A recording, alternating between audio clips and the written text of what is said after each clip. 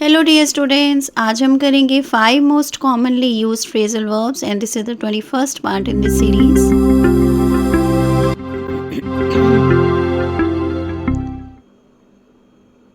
Number 1, jot down. Jot down का meaning होता है टू टेक क्विक नोट्स। जब आप बहुत जल्दी जल्दी से नोट्स बनाते हो, यानी कि आप कुछ इम्पॉर्टेंट इन्फॉर्मेशन लिखते हो।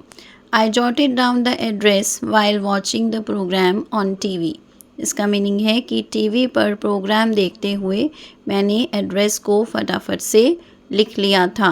ओके, आई होप आपको अच्छी तरह से क्लियर हो गया है कि जॉट डाउन का मीनिंग होता है टू टेक क्विक नोट्स, जल्दी से जब आप कुछ नोट डाउन करते हो। ओके, तो अभी हम बढ़ने वाले हैं सेकंड फ्रेजल वर्ब की तरफ।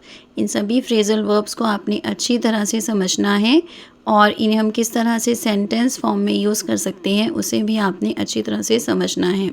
तो चलिए हम बढ़ते हैं सेकंड फ्रेजल वर्ब की तरफ। सेकंड फ्रेजल वर्ब है नंबर 2 है किक ऑफ। किक ऑफ का मीनिंग क्या हो सकता है, सोचिए आप, और इसका आंसर आप मुझे कमेंट बॉक्स में भेज सकते हैं। वीडियो को आप पॉज कीजिए। यस, इसका मीनिंग है बिगिन या फिर स्टार्ट। जैसे कि आपको इस वर्ड से पता चल ही रहा होगा, किक जब आप किक करते हो यानी कि कोई मैच शुरू करते हो। Okay, the football match kicked off at 3 o'clock। इसका मीनिंग है कि फुटबॉल मैच 3 बजे शुरू हुआ था।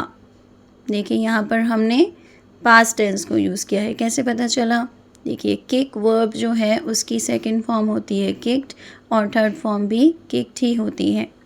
किक वर्ड का मीनिंग तो आपको पता ही होगा, जब आप बॉल को पैर से मारते हो तब आप उसे किक करते हो। ओके, तो चलिए अब हम बढ़ने वाले हैं थर्ड फ्रेजल वर्ब की तरफ।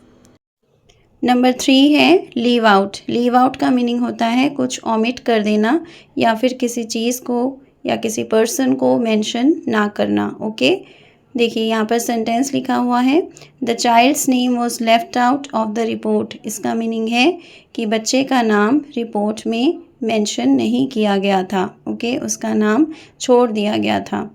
आई होप आपको अच्छी तरह से क्लियर हो गया है। वैसे लीव वर्ड का मीनिंग भी यही होता है, छोड़ देना। ओके, और जब आप लीव आउट लिखते हो तब आप कहना चाहते हो कि किसी लिस्ट में या फिर किसी रिपोर्ट में किसी पर्सन या चीज़ का नाम नहीं है।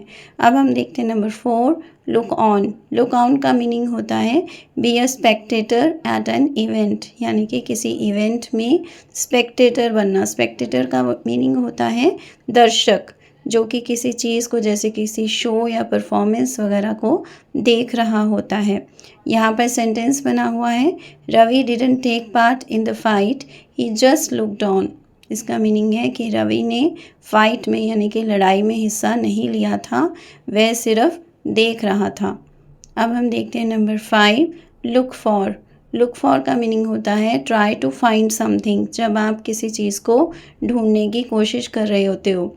स्मृति has been looking for her lost book since this morning. इसका मीनिंग है कि स्मृति इस सुबह से यानी आज सुबह से अपनी लॉस्ट बुक यानी कि खोई हुई बुक को ढूंढ रही है।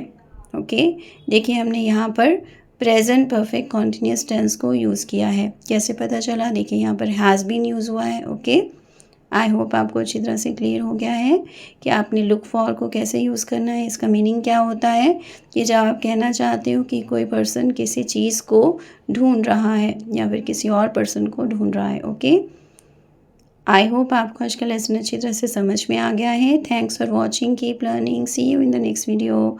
Please subscribe to my channel if you haven't done it yet. Thank you.